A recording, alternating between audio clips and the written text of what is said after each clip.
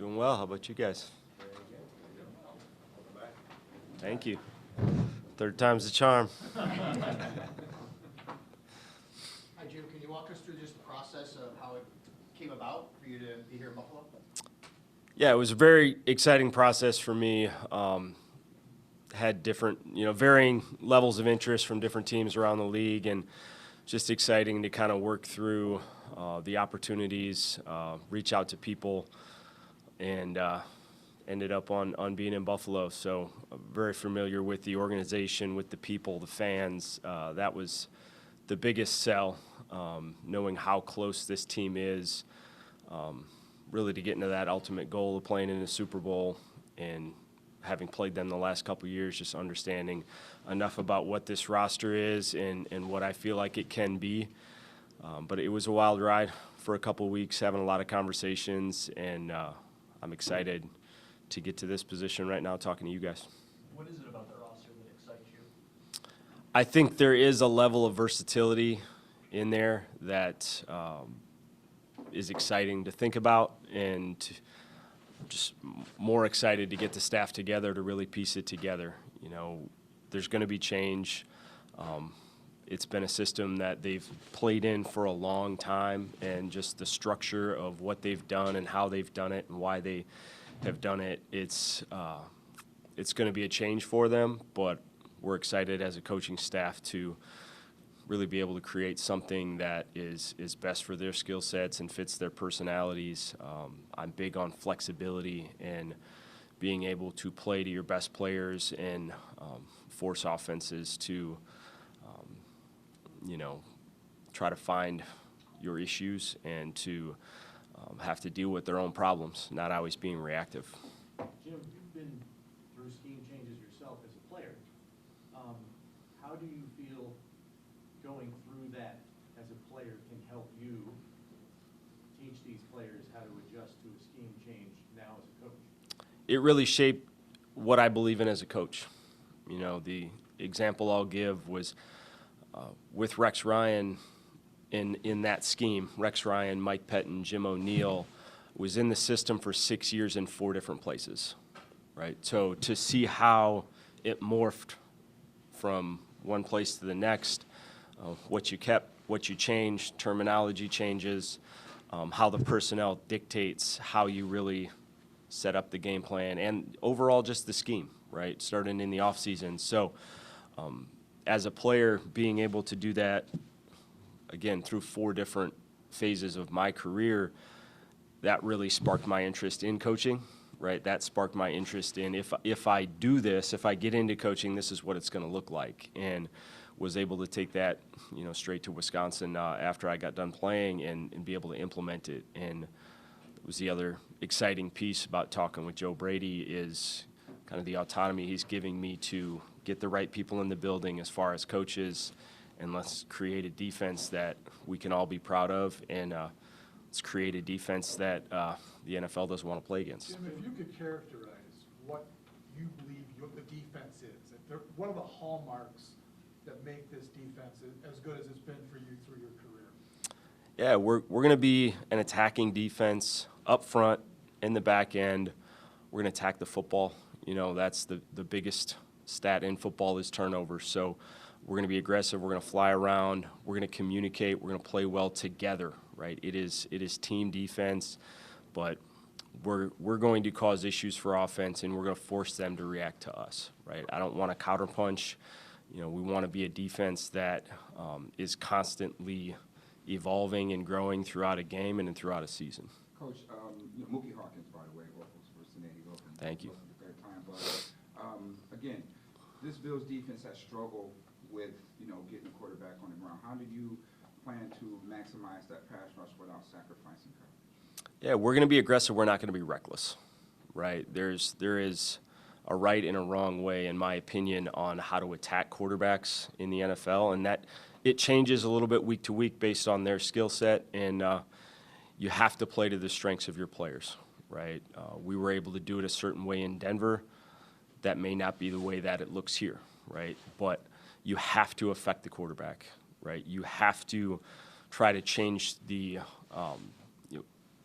comfort level of that quarterback. You got to be able to speed him up. You got to be able to slow him down. You have to be able to control the tempo of a game, right? And the number one way to control the tempo of a game is stopping the run, right? To force them into situations where the defense is advantageous, right? You're in an advantageous position as a defense. So firm believer in stopping the run to make teams predictable, try to make them be more one-dimensional, and that allows you to really force them to react to you. So that's where it's always going to start. I think that's great defense. And once you get into that element of the game where you're trying to attack the quarterback specifically, there's a lot of different ways to get it done. And we're going to piece something together that we feel like is going to be the right for this group. Jim, I don't mean to make you feel old with this question, but 20 years ago, you were instrumental in helping George Wilson here change from a wide receiver to a safety position. I mean, he was at your elbow week in, week out, and learned that position.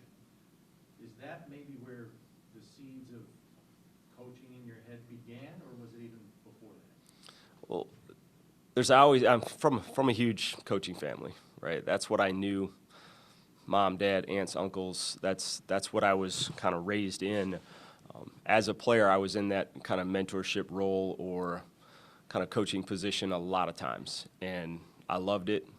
It's a credit to George, right? First of all, he had a tremendous career here, and like I am a sucker for guys who just want to learn football, that just are curious and they want to learn more. They want to understand the game at a higher level. You know, that's my sweet spot. So when you get those guys in the room, like I'm always going to have things for them, right?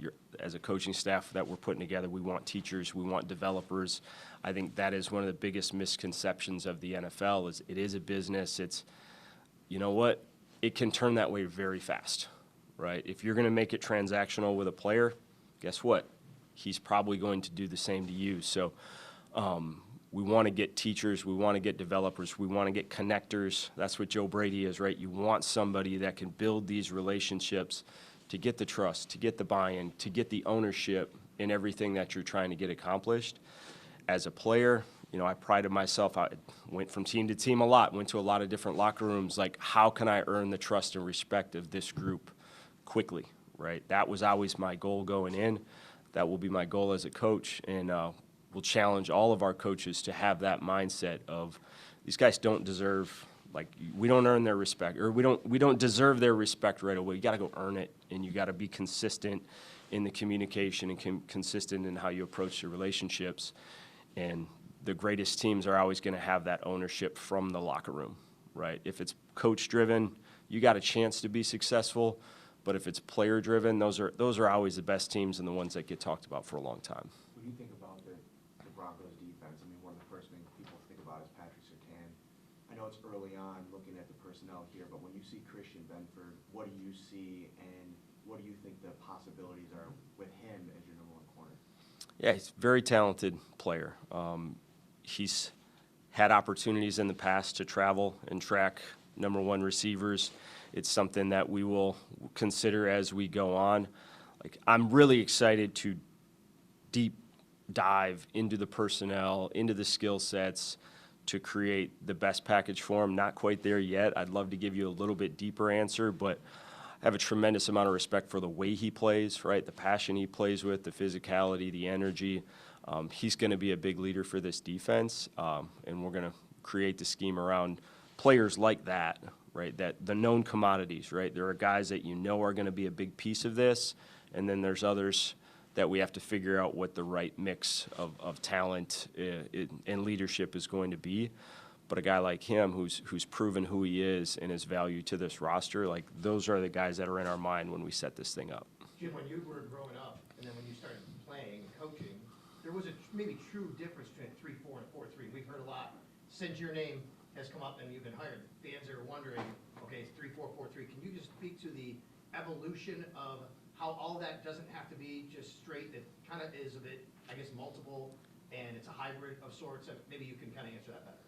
Yeah, it is much more fluid than it used to be. I think the evolution of spread offense throughout high school, college football, it's very similar to the NBA where it's created a little bit more positionless type of player right? There are unique skill sets all around the NFL where guys don't quite fit in your traditional box of edge defender, defensive tackle, nickel, safety, right? And that's where I've had the most success in my career as a coach, was finding those guys that fit in a little bit different role, right? You have to be a more creative in order to play to their strengths a little bit more often, because it may not be just traditionally they're elite at this skill or they're elite at this skill. Their main value is the versatility that they bring. Being a Swiss Army knife, high football IQ, right? Communication skills. The more people you have in that room, it doesn't really matter pre-snap presentation what it looks like, you can still get to the same concepts. So I do think that the way that these guys have been raised through football in the 7-on-7 generation, and again, a lot of spread offense, that it leads to a little bit more diverse skill set for a lot of players that are now in the NFL. And how does that, on a down-to-down situation, stress an offense from what you've been able to see at the NFL level? If you can create a lot of different looks with the same 11 people, right, that's when offenses have to react, right? It changes blocking schemes, right? It changes what the quarterback from a visual presentation sees down in and down out. For you, it's very simple, right? For you, it's core concepts and just different presentations of the same, either front structure or coverage that you're getting to. It's going to look different to an offense. So big believer that you can create a lot of volume within your system without being too complicated, right? You have to be efficient. You have to be very good at what you do, but it's more in how you present it than what's actually happening on the field. So you're forcing offenses to think, right? You're forcing offensive lines and quarterbacks. They have the most stress on them on the field, and if you can force the offensive line to think, if you can force a quarterback to think pre-snap and have to react post-snap, then you're going to be in control of a lot of snaps. Jim, what do you remember about your original time, undrafted free agent that came in with Malarkey? What do you remember about those days? You were a real long shot at that point to make the team. What are your recollections? Number one, the thing that jumped out was just how close the locker room was. It was, I think Buffalo is a unique place, right? It's a unique place in the NFL, and the thing that stuck with me and kind of stood out early and then stuck with me throughout my career, that locker room felt a little bit different here as far as how tight it was, how much players hung out with each other, and the interaction away from this building was different than almost every other place that I was, right? And that memory always stuck with me, right? Some of my closer friends that stayed in touch with throughout, even to this day, were here. And I think those things really stick with me when it was coming down to the decision on where to go. And then outside of that, the fan base, they just want to win, right? They want to support this team. They want to just be part of a Super Bowl champion team. And they're going to get on you when you're not playing well, right? They're going to have answers when you're struggling. But deep down, they really just want to watch you succeed, and they want these players to play a certain way, right? They want the players to act a certain way, right? To respect what this place really is. That's the thing that stuck out from that first time I was here. Jim, when you look at, this would be a change for certainly the players who've been here. Do you think of like a timeline of how you would envision this going in terms of like setting up your structure and all before it becomes individual players in certain spots? Because you have the off-season program, the draft, all the different players coming in. Is that something you envision, or is that something that's adaptable as it goes along the way? I think it has to be adaptable as it goes on. There are certain knowns that we are able to game plan around, and then between free agency, between the draft, like there's going to be change on what this roster is eventually going to end up in the fall. So we have a plan. We're going to lock ourselves in a room and just get to work, evaluating the talent, right? What's the starting point? Again, the same system for a long time here, right? It wasn't all broken, right? It doesn't all need to be thrown out. There's elements that we'll be able to build off of. There's a comfort level from players that you want to maintain, And this is something that will continue to evolve. It might look a lot different in year 2 than year 1, and that's okay, right? It doesn't mean that we're not setting the standards at a certain level from day 1, right? But it might look, the presentation of it might look a little bit different as this thing gets pieced together. Over the last 2 seasons in Denver, being there, how did that, I guess, continue to shape your view on NFL defense, how you want to attack offenses, and yeah, what did you gain from that prepared you for this opportunity? It was a great opportunity to be around, a Hall of Fame level coach in Sean Payton, and just to see the organization, the communication, right, how he handles the draft, free agency, the season, the week-to-week ups and downs. Anytime you have a chance to kind of sit back and learn from somebody who's done it and has a process, right, and everything that he does, you learn a lot from that. Vance Joseph being a veteran defensive coordinator in this league, and being able to work hand in hand with him for 2 years and just see how he attacked problems, right, how he communicated with the team and the players, and just weekly how we game plan to put our players in the best position week in and week out. That was a big step for me. Coached for 1 year, and then I was defensive coordinator. So I skipped a lot of steps in the process, and to be able to take a step back and be more in a supporting role, right? Have a voice, have a lot of influence on things that we did, but at the same time be able to step back, not call plays on Sunday, support the defensive coordinator, support the head coach, right? Coach that position group. That was a huge thing for me in the transitioning from college to the NFL. So definitely going to be a huge influence on how we build this thing, because I think we did it the right way, right? We empowered the coaches, both of those 2 that I mentioned, they empowered the coaches to have a voice, right, to have their opinions, and it's definitely things that I'm going to continue forward with now that I'm a defensive coordinator. Coach, now that you are here back home in Buffalo, Bills Mafia want to know, was it a catch? Was not. We caught it. Denver caught it that time. I'll have a different opinion here very soon once this season. To me, it's still the 25 season. That Super Bowl hasn't been played yet, so I have to have a little bit of loyalty there, but ask me in another week and I'll give you a different answer. Jim, what did you talk about how you kind of started as a position coach in 1 year and then stepped right into being defensive coordinator, where most of your peers had that decade of being quality control and graduate assistant and all that stuff. How has your time being more of a player in those years when other guys were doing more supporting roles maybe altered your maturation and development as a coach, kind of stepping in, like you said, early as that more responsible position quickly? Yeah, I mentioned just how, like, being in different systems in different places. I was around a group of coaches for 6 years, a good number of coaches, and in the same system. So as time goes on, that's rare in the NFL, right, where you have players that are kind of with you for that long. It happens every once in a while, and every team has a number on their roster, but there's not many, right? There's a lot of movement. So to be kind of going with them, walking hand in hand in those transition phases, obviously I was able to provide a lot of feedback and input, kind of be a little bit of a bridge between some of the players and coaches at times. And I think that leads to coaching. That is coaching, right? That is coaching. You're constantly trying to communicate with your staff, with the players, take everything in, right? Get everybody's input. And then at the end of the day, like, you're going to have to make those hard decisions on what's right and what's wrong. But I think as a player, that was one of my strengths, of being that communicator, being able to help out young guys, be able to be in mentorship roles. And that really did shape what I thought was the right way to coach, the wrong way to coach.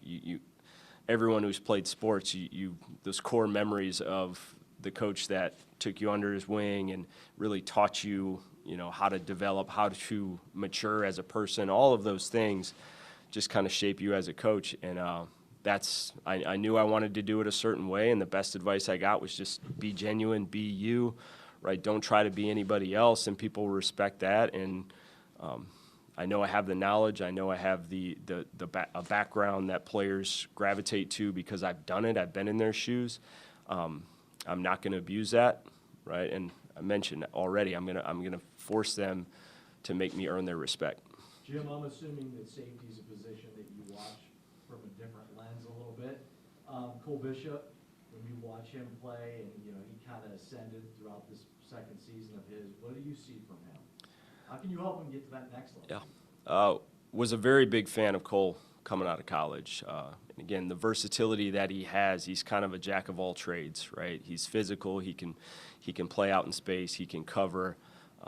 He kind of is the type of safety that I tried to be myself. So definitely gravitated to his game when he was getting out of college. And there were certain things that he wasn't doing as well at the college level that I felt like there was going to be a little bit of a process for him to really flourish in the NFL. And it was kind of awesome to see him go from year one to year two, and you're starting to see those flashes show up more and more, kind of as I expected through the evaluation process. And now it's just trying to find opportunities for him to continue to grow. Did you and Joe intentionally want guys who were not far removed from the college game to join your staff? You have Jay Belay, Bobby April, and some of the concepts from college to the NFL. Is that something you guys wanted intentionally? Not necessarily that it was set out to do it a certain way, but there's great coaches at both levels, and there's a ton of carryover. In my time, I will say the last half of my NFL career and on into my coaching career, I noticed there was a lot more stuff going up from college to the NFL schematically than going down, right? So I think some people, you pretend it's a little bit different game, and it is. There's a lot of differences in what the college game and the NFL game is, but it's morphing more to what the college game is, right, currently. Like, there's always trends of how it works, but there's a lot of things that are coming up to this level from that the college coordinators have had to deal with for years and years and years. There's great knowledge at both levels, and we weren't afraid to dip down to that level to go find it. Coach, where would you see a guy like Terran Johnson fitting in your scheme? Normally, in the last regime, he was more of the will linebacker, playing big nickel at times. Would he be more of a traditional safety in your scheme, or how would he? Yeah, those are the great conversations we're having, and it is a position that schematically was different in what we did in Denver and here. And again, we know he's a great player, extremely productive, great leader. So finding out the perfect role for a player like that is very high on our priority list, right? What it exactly is going to look like is yet to be determined a little bit, but I love the player. I love the personality. Had a great conversation with him. Just he's excited for the change, not knowing what it is, right? And he knows that we're going to communicate with him and find out what's right, because he's been an extremely productive player in the NFL, and now it's trying to find out what the best match of maybe some of the things that I've done in the past and what they did really well to feature a player like that. Jim, you mentioned Joe Brady as a connector. What are your other impressions of Joe so far? Energy, number one. Obviously, he's very passionate about football. He's very passionate about this place, and you don't have to talk to him very long for that to come across. So, I mean, that was the number one thing. And then just the communication, the openness that he's had with me on what he's trying to do, how he's trying to build this, right? The people he's trying to get in the building, the culture of the team, where he thinks it was great, where he thinks it can improve, right? Just, again, the openness of which he communicated from the first conversation that we had all the way until I was in the building and even till today. So that was the biggest impression that came across to me. I've yet to find a person who said negative things about him. I'm going to find it, don't worry. But everyone had a ton of respect for who he is, his character, what he's all about. So, that went a long way in my decision process as well. As a defensive play caller, does your philosophy change at all in the postseason compared to the regular season? Because I think one of the knocks on this defense has been that in the regular season they have been very consistent, but in the postseason that has not carried over. Is there a philosophical change of what needs to happen defensively in the postseason compared to the regular season? No, but the talent you play sometimes is a little bit better and more consistent, right? That's why they're winners. It's why they're there. So there is a way to win every game, right? Firmly believe there is a way that you need to play and want to play to win every game, and you have that plan going in, and you have to be adaptable as the game goes on, right? There's going to be things that happen throughout that, adjustments from an offense, things that aren't working on a defense, and firmly believe that you put a great plan together, and it's my job as a coordinator as things start to play out within the course of a game is be willing to adapt and make adjustments, and our players have to understand that is how you win. It's not necessarily different in the postseason than it is the regular season, but again, it's the best of the best at that point. So I think if you build too rigid of a system and a structure and you just count on maybe some of the things you were doing against teams that aren't as good or aren't as consistent as you're going to play in the playoffs, certain quarterbacks, right? Cream rises to the top when you get to the playoffs, and you have to find the right way to beat those players. It might look a little different than the playoff, but the mindset and the attitude is the same, and that's what we want to build this team to beat anyway, right? You want to build a system to beat the best teams that you're playing year in and year out, starting with the division, right? And then you go out to the AFC, and then obviously you got to cross over and play the NFC in that championship game. So you have to build a system that's adaptable enough to beat different styles of offense, different types of quarterbacks, right? Different experience levels. But to me, the best way to do that is with some of the flexibility and having that attacking mindset where your players know that you're going to attack an offense, but you're also going to make changes throughout the game and throughout the season. Jim, since you've been back in the NFL, where have you seen NFL offenses kind of evolve the most over the last couple of years? Yeah, I think a lot of things trended more towards spread concepts, and I think you're starting to see a little bit of a retreat back to the heavier groupings, the tight end usage, the fullback usage, just based on trends that I'm seeing, right? And it's always been there. It's always been there more at the NFL level than the college level, but I think that's one of the biggest things, and even the last 2 years that you're starting to see that play of like, what is the personnel grouping that best fits the roster? And teams were spreading it out a little bit more, and I think it's kind of coming back to a little bit more of the league norm of what the NFL's been for years and years. Jim, you mentioned earlier about the closeness of the locker room was something that you liked when you played here, and I know I'm kind of putting you on the spot here, but do you have a favorite memory from actually playing here, whether it be a play you made or a game you had a chance to play in? One of the best memories, the game was not the memorable thing. It was more after just the energy, the attitude. We played in Cleveland, and it was a snow game, one of those you get snowed in, right? And the whole city shut down. So you kind of just have the hotel, you have your players. End of a season, it was end of a rough season. We were out of the playoffs, but one of those memories that will always stick with you just because it kind of encapsulated what it was. It sucked. It was a shitty game. We got beat. You felt like crap, right? It was snowy. You were stuck. You couldn't get home, but you make the most of it, right, with that team, right, with the people who came to support you, right? It was your team. It was any family that came to support you. They were also stuck. That's all you had, right? So that was one of those memories that will always stick with me. And, again, I wish the outcome of the game was a little bit better, but it kind of encapsulated what it is, man. It's this locker room. It's this building. It's the families of the players and coaches, and you kind of felt like that's what you had in that situation. Jim, what did you learn about, what was the final score of that game, 6-3? Something like that. I know they kicked a crazy field goal in the snow that you were trying to figure out how they won or how that went in. But what did you learn about being an interim, when you were an interim head coach? How has that helped you see things from a different lens when you have to have kind of your hands on the whole roster, not just the defensive side?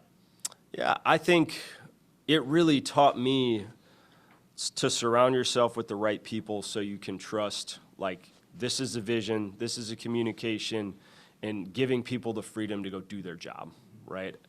Became the interim partway through the year, still called plays the rest of that season, right? So all of a sudden, my job description changed very quickly, dealing with offense, defense, media, you name it, right? All of the things that all get thrown at you.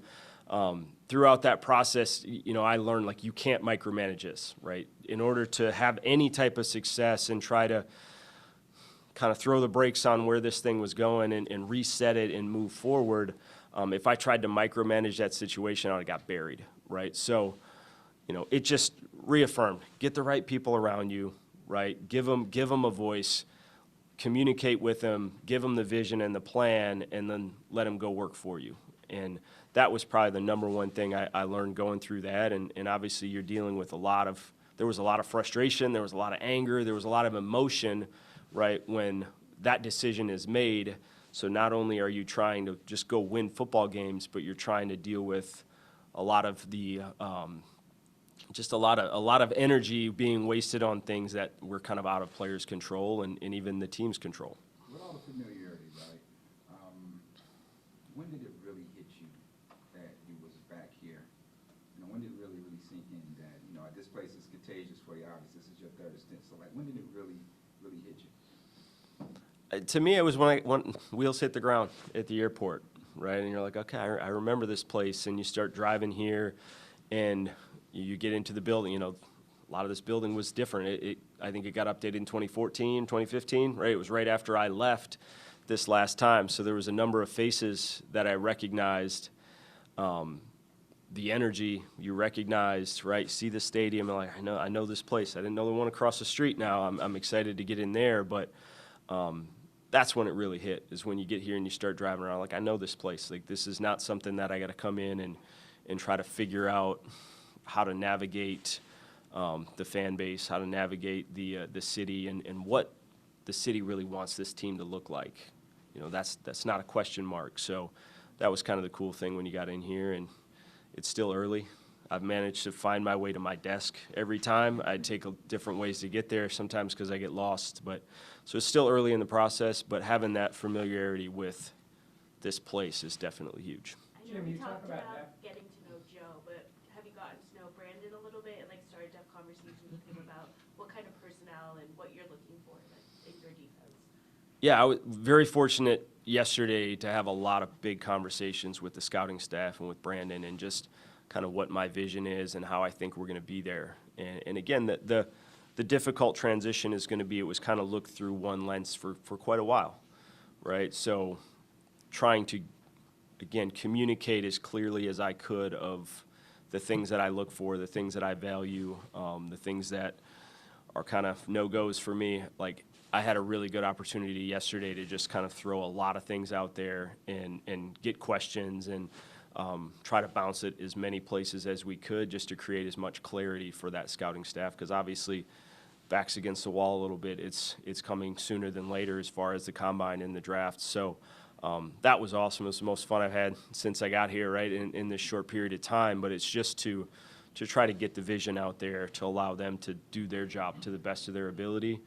And you know, there's going to be a lot of back and forth. And again, hopefully you guys understand, I love empowering the people around me to like question and challenge and let's have these conversations, because that's going to create the most clarity. Jim, you were coaching against this team, but it was only 3 weeks ago. Then you played in the snow game with a chance to go to the Super Bowl. What's it been like for your family and everything? This happens pretty quickly, doesn't it? Yeah, it's always shocking every year, and this is kind of my big move, right? But every year it shocks you just how fast you go, and then all of a sudden it's like hard stop, and it's over, right? So it shocks you every single time you go through that, just the finality of a season and knowing that there's going to be big changes, and sometimes hoping you're not part of the big change, and then other times knowing that you have some big decisions that you're going to have to make. So it's hard every year because you build those relationships, and but I'm excited for the new beginning here. I mean, but it is, and that was a part of the process of knowing what this team is, right? Having played them 2 years in a row in the playoffs, and just understanding the talent in this building and the culture that was here and how they played. Like, it's a pain in the ass to play against that offense, and it was always the most difficult that we played throughout the season. So to have that on my side is going to be a lot of fun. Brandon said on the radio today that you and Joe actually talked about, hey, this is what I saw from your defense, this is what you saw from his offense. How cool was that for you guys to learn that from each other? Yeah, it was a great experience to go through. We'll sit down even more, but you know, those 6 to 8 plays, that kind of critical moments in the game, it was like, what did you guys think here? Why did this happen? Like, I mean, that's it's what we do. That's what we love, right, is having those conversations. And that's going to be the exciting thing for me, because I know he wants to have those conversations, offense, defense, game planning, to set this up the right way. And but yeah, it was fun to kind of hash out some of those things, and just you don't get to do that very often, right? I mean, sometimes coaches on the other side and you can go back and forth a little bit, but to be able to sit down and kind of go through play by play a little bit was exciting, just to see what they're thinking, what we were thinking, and obviously you knew the results based on how the game played out. Jamie, you talk about the different lens that's been here. How much different do you think your lens is than the one that has been here the last few years? I got a tremendous amount of respect for the coaches that were here. Starting with the defensive coordinator, Bobby Babich. He was one of my last DB coaches in Cleveland, right? So I've known him for years. Sean McDermott, obviously highly respected in this business, and has done things at a very high level for a long time. We're going to do it a little bit differently than they did, but also understand the respect for what they've done and the success that they've had in this place, right? They built this roster. It's my job to help flip it and transition it a little bit to what my vision and what Joe's vision is for this football team. But I have a tremendous amount of respect for them, because I know they're great coaches, and they put their heart and soul into this place. Thank you so much. All right, thank you. Oh, that was good.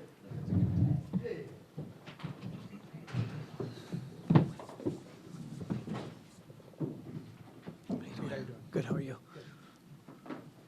All right, I'll just start off by saying I'm excited to be here. I've waited about 7 years to have an opportunity to get back with coaching with Joe Brady, so I'm fired up about that, and I'm ready to get going. So, open up to questions. What is it about Joe Brady that has you fired up? I just love his passion. He loves the game. He loves to be around it. His ability to communicate to the player. I mean, there's just so much about it. And early on, when we started working together, you could tell right away that there's something special about this guy. You feel pretty fortunate you step into a situation with the reigning MVP as your quarterback? I'll tell you, all the years I was in New Orleans, when Drew Brees was there, I was a good coach. And so, yeah, I'm pretty excited about that. I'm fired up to have an opportunity to work with Josh. Really am. He's such a different quarterback than Brees was. What excites you about the challenge of having to deal with his skill set? Well, the fact of the matter is, not all plays called are great ones, but all of a sudden he can make a great play out of a play that is defended pretty well. He can tuck the ball and run. There's just so much about his game that's to be excited about. From your experience, right? What do first-time head coaches face that most fans may not see? I think there's a lot going on there's just a lot of things that all of a sudden, hey, what signs do you want the players to see when you're walking in the building, and just kind of all those things. And where do you want the offices? Where do you want guys situated? There's just things that, yeah, probably people don't even think about, but, setting the schedules, and doesn't always have to be the same. You might have your own schedule. So there's just all the challenges outside of football that come with it. And as far as, dealing with the training room or the equipment, just all the things that you want to put your own touch on. You think about Joe's journey since you were with him 7 years ago, and to go down to the college game and come up and have this experience in Carolina and then what's happened here in Buffalo. What level of excitement do you have about maybe taking the Joe that you know from 2017 and then meshing with the guy that has all these new experiences? Well, I think obviously the game evolves every year. Defenses evolve as well. And so that time apart, obviously there's a lot of new ideas that he's going to have, some that I've come, upon with the staffs that I've been on. And so one thing that fired me up the most was when he said, hey, next week when the whole staff's in and we're going to get started, we're just going to sit down and start from square one and build this thing. And obviously there's a big part of it that's already built with the success that they've had, but an opportunity to maybe tweak a thing here or there. But obviously everything will run through the quarterback here, and that's what's most important.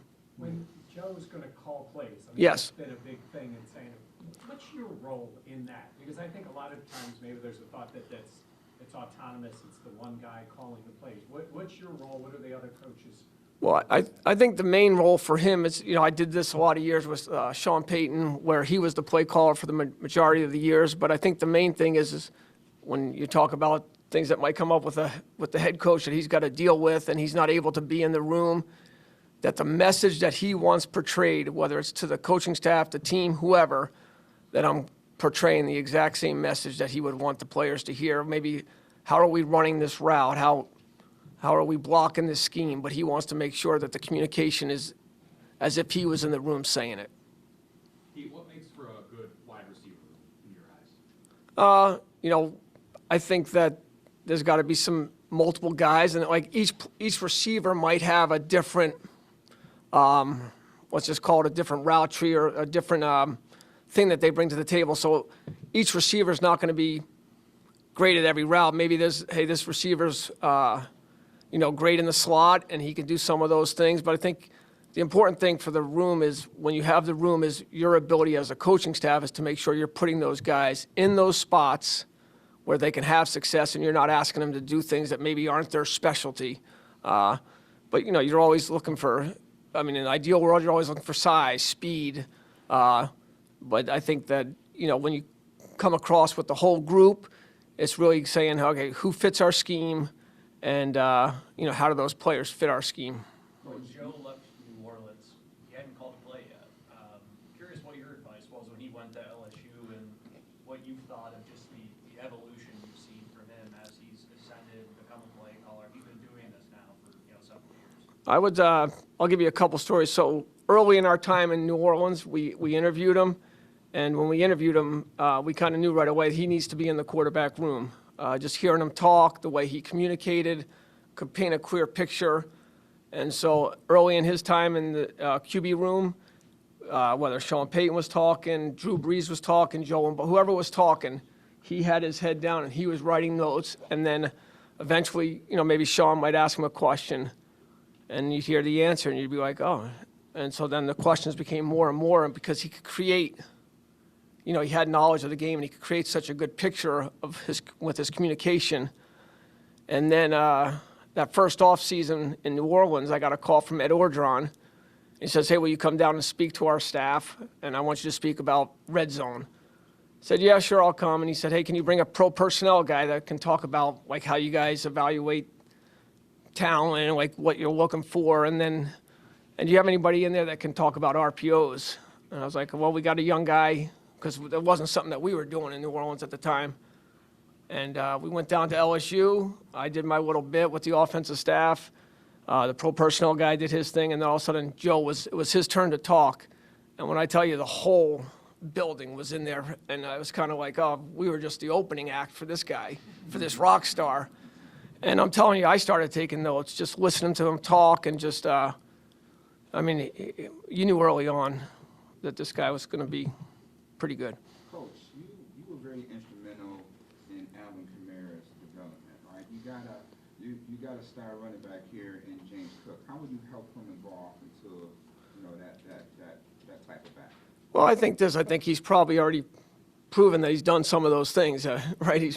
He's pretty good. So maybe my goal is just not to screw him up. But no, he just any great player wants to. Hey, what is something that you might see, and then you just give him a little coaching point, or have an opportunity to talk to him and visit with him, and but just anything that he might be able to use, whether it is something that hey, Alvin used to do this or whatever. But I think I'm real excited about the player.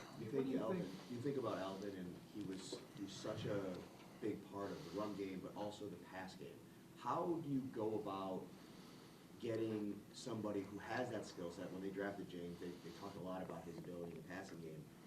Get him more involved in producing in that part, especially being a valve for Josh. Yeah, I think that part of that may just be as a coaching staff giving him those opportunities, but then as you're game planning during the week, you're making sure that hey, there's enough in there for him that those opportunities are going to happen. And so there's some teams where you might feel better about your matchups inside with your running backs and your tight ends as opposed to on the outside. And then there's some weeks where, so I think it can vary week to week, but just, giving him those opportunities, getting the ball in his hands and, letting him. Pete, what do you think? for an offensive head coach, play caller. What do you think your biggest strengths are that you bring to the table in that role? And you've been doing it for a long time, so you must be doing something pretty well. Well, I think there's a little bit of organization that comes with that, making sure that the staff is all on the same page when Joe's not going to be able to be there, or when Sean used to not be able to be there, which was, more often than maybe you think, because they're doing, some of their other responsibilities. But again, just when it comes to even just this creating the game plan and coming up with some ideas that that the head coach is going to like. Hey, here's some thoughts for you. We put them together, and but again, it's really the process of whatever's going on without him being able to be in the room, that his message is being portrayed. And if I could ask about, because Aaron Cromer was heavily involved with the run game. Correct, yep. Is that going to be something they're going to take on, or is that going to be an offensive line coach? That would be more of a offensive line, and whether O-line, running backs, coach, or the assistant O-line, that group will come up with that. You were kind of the first domino to fall on Joe's staff, but then the next day, Jim Leonhard comes, somebody who you were obviously working with a couple weeks ago in Denver. Why, at least from your perspective, do you think that Joe wanted to bring him here? I think the other thing about, as I was talking about Joe, Jim is a great communicator. You can see the relationship that he has with his players and the amount of respect they have. And when he's talking, there's a real presence about him, calmness, that's, I think the players just kind of gravitate towards him. So when Joe said he was trying to hire him initially, I was like, yeah, we got to get this guy. I was fired up. Coach, where do you see Josh Allen's biggest opportunity for growth at this point in his career? Well, I think, part of that will come with meetings with I just flew in last night, opportunity to get with the offensive staff next week, start watching all the game film and just kind of going through the cut-ups, going through the personnel. So I think that maybe that answer is to be determined a little bit as we get together as a staff and kind of come up with, hey, what are some of the things that we can do to keep moving forward next year? Obviously, Joe has worked with Josh for several years now. What's your process of getting to know Josh? And obviously that'll come when there's more time in the building and that kind of thing. But getting to know what he likes and how he goes about things. Yeah, I think that again, it'll start with when he's in the building, an opportunity to come visit in my office and just sit down and really forming a relationship with him, not just football related, but just outside and family and whatever, all that stuff that comes with it. But I think that the number one thing will be whenever we're designing a play or coming up with a scheme, which obviously most of that's set in stone, but maybe there'll be some new ads, is that it's got to be something that he loves. And it's got to fit our personnel as well. But if there's something that, hey, Josh, I got this idea, and he's, then we don't need it. So. You started your coaching career early. You've been in this game quite a while. Been around great minds, North Turner. You've had a lot of great quarterbacks. Drew Brees.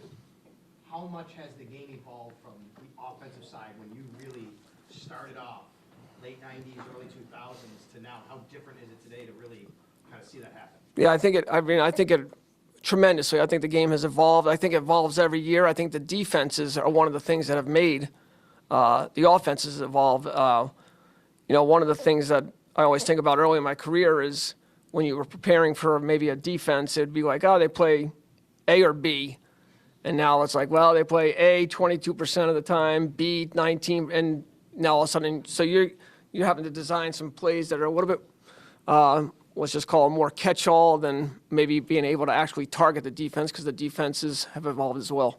From your perspective on the offensive side, what's something that's been a big change? Maybe the tight ends and the way they're used, running backs out of the backfield. What's kind of been a big change for you in the way it's evolved? Well, one thing that I always think about is the, when we were with Drew in New Orleans for all that time, pocket passer for the majority. He wasn't often, he was not getting out of the pocket and making plays with his legs. If he was getting outside the pocket, usually it was with his arm. I feel like a lot of the quarterbacks in this game now today, not only are they getting out of the pocket and making plays with their arms, but they're making some big plays with their legs for sure. How does your background influence how will Coach Brady evolve as a head coach? I think that we've stayed in touch over the years, and we've always communicated kind of just different things, maybe different schemes, not too much because we obviously we're competing against each other as well. But I think that, our relationship has stayed together all these years, and we're not afraid to talk football. Thanks, everybody. Okay, thank you all. All right.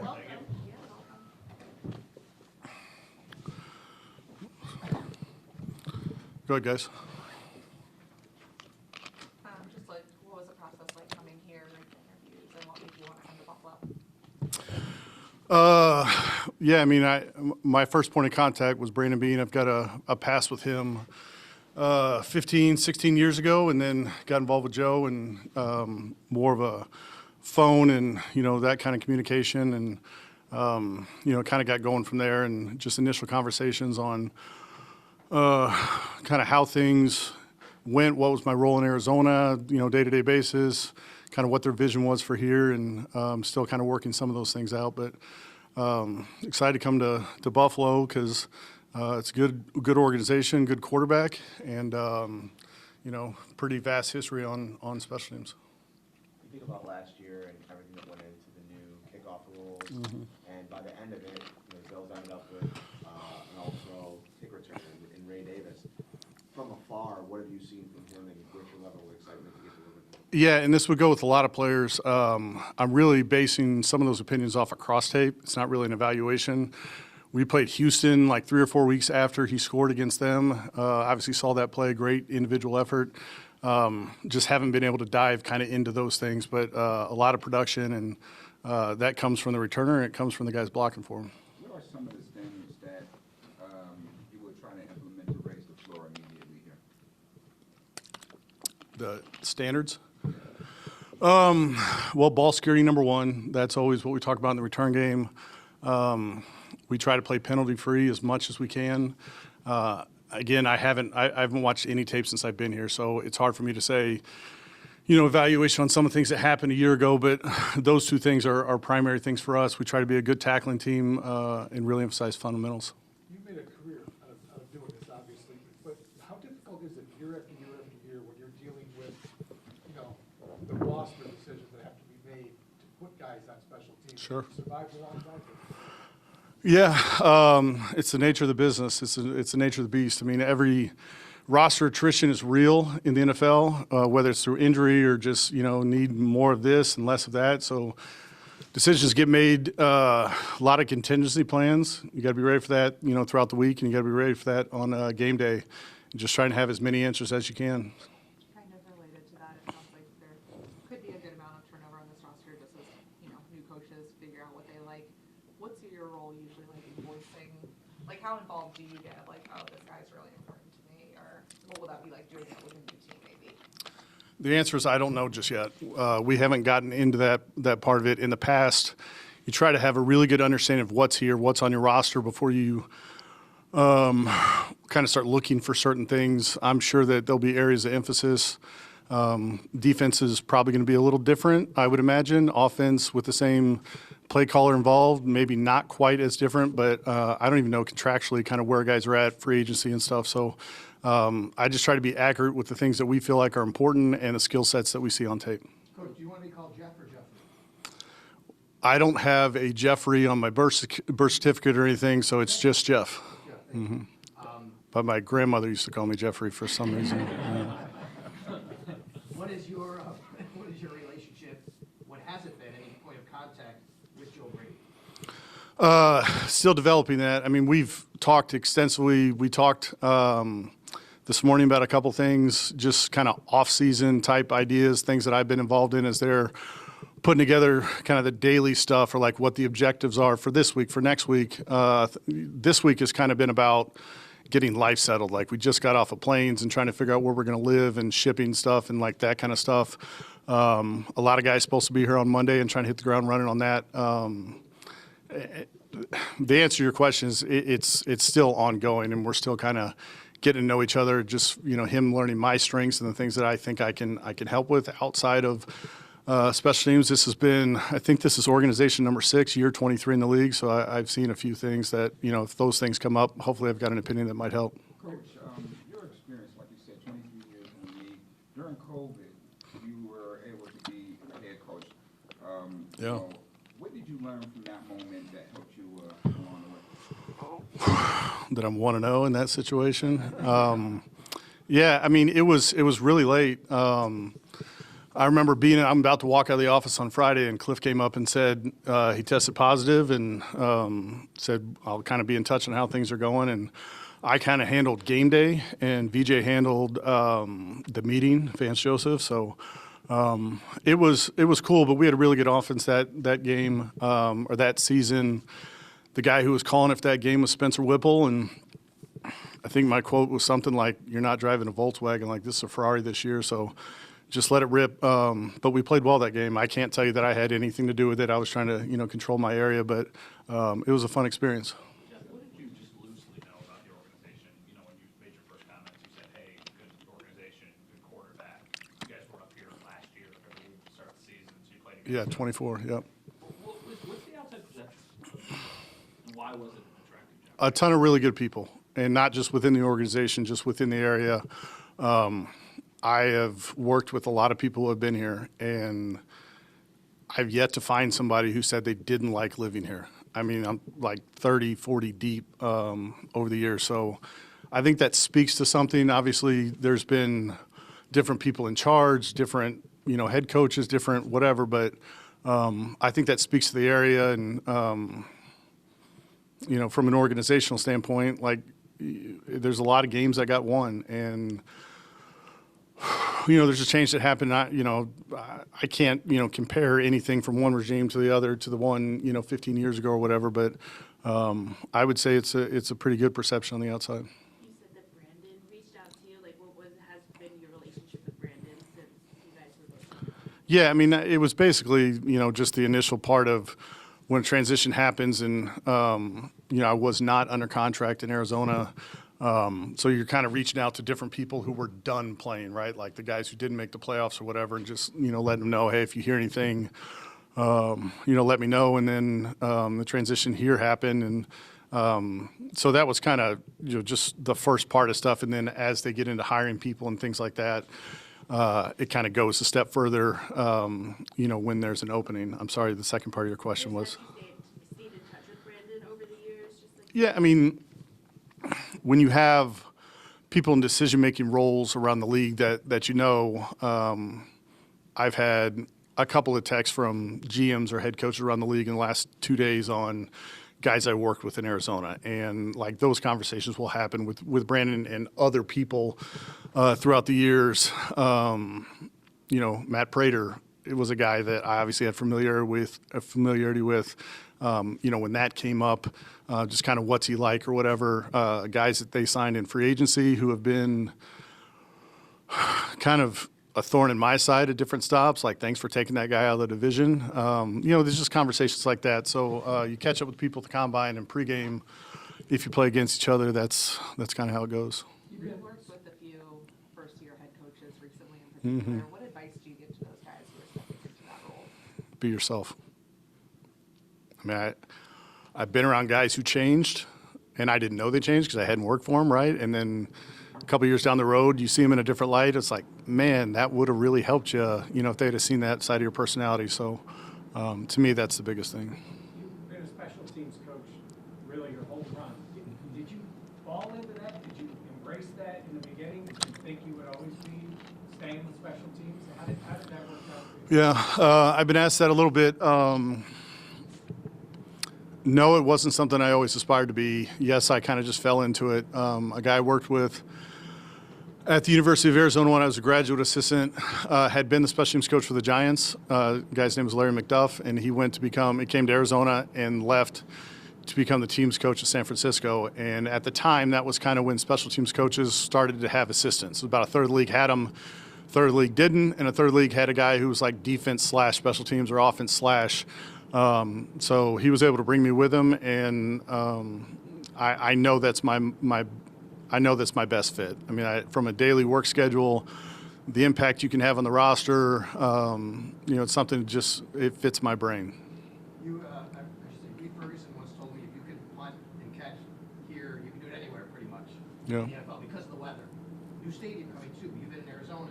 how challenging is, how cool maybe is to embrace like just something different here in Buffalo in a different type of environment to coach special teams?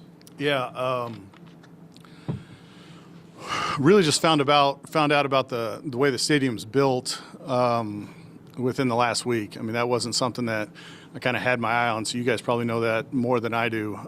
Yeah, closed dome in Arizona, and most of the times there's 12 to 13 games a year inside when you play for a team that has a dome. Usually there's another team in the division and probably a couple cross, division games. Yeah, you embrace that stuff. It certainly impacts how you call stuff, the things you work on, more of an emphasis on an outdoor game and making adjustments for indoor games than the other way around. What's the identity you want the special teams group to have? A little bit of what I said earlier. I want guys to play fast. I want us to play fundamentally sound.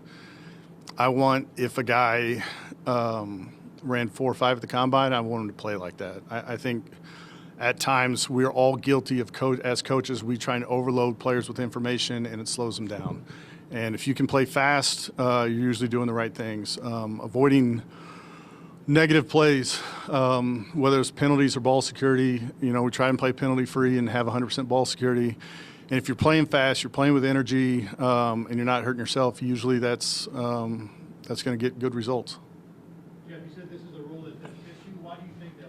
What about you makes it specifically built for this job? I enjoy working with everybody on the football team, and everybody except for like the starting quarterback, like all the offensive linemen are on the field goal team. The whole defense is on field goal block.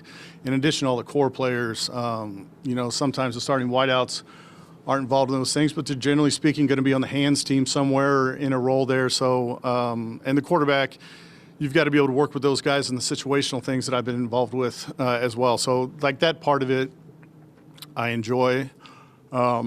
I see things from a big picture, standpoint, how playing complementary football and what that means on fourth down. For me, when I say fourth down, I'm talking about special teams. It's kind of my catchphrase for you guys that obviously haven't been around me, but that's on a micro basis. Offensive and defensive coaches tend to spend hours in a room together. That's not necessarily, 6 guys kind of coming to an idea or whatever. I'll work with Turner West here, and we'll kind of bounce off some ideas, and I like the efficiency that my role allows me to deal with. Jeff, how did you kind of see the strategy shift throughout this past year with the kickoff? I don't think there's a league-wide trend in terms of like strategy. Like you can go to each individual team and there might be some things that there's an emphasis if you studied, those things. For instance, the last game that I coached in Arizona, we played against the Rams. And early on the season, they were using what I call dirty kicks, right? And they were really good on some things, and they ended up making a kicker changed, and they shifted to banging the ball at the back, with more touchbacks. And then that player developed into more dirty kicks, and later on down the line was some things that got into some directional things. So like I'm using that as an example because that's the team that I played more recently. But the schematics change per team depending on who your returners are and who you have blocking or trying to tackle the returner. I don't think there's, as of today, and I haven't done my off-season study yet, I don't know if there's a league-wide trend in the schematic changes. You've been with different head coaches, and I know sometimes a head coach may say to the special teams coordinator, hey, you get 4 guys to keep maybe as core special teamers. Maybe it's more or less. Mm-hmm. I know those conversations probably haven't happened yet with Joe, but is that pretty standard around the league, or have you been in situations where, hey, I just kind of am at the whim of the roster, or where you had more say? I've been in all those situations. Yeah, I mean, I think regardless of whether it's me, the general manager, head coach, defense coordinator, offensive coordinator, we all want guys who are really good in all areas.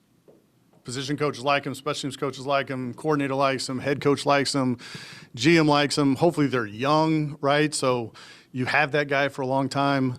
But it's different in different places, and it's different within different years. I mean, we were very injured in Arizona, and our roster changed every single week. And it's tough because you're hoping for some continuity, but you also understand as a teams coach, like, you better get that guys on the practice squad ready because he's probably playing for you here in a couple weeks, if not in a couple days. Coach, you have an all-pro kick returner, you have collision kick returner punch. You have an explosive piece right now on your roster, Nicole Harmon. So what are some of the things you look for when you are evaluating return? I'd say the first thing for the third time is ball security.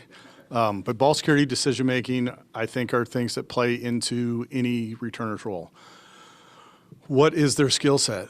Are they an evasive, fast guy? Are they kind of a thicker guy, more of a downhill tackle-breaking guy? Can they do both?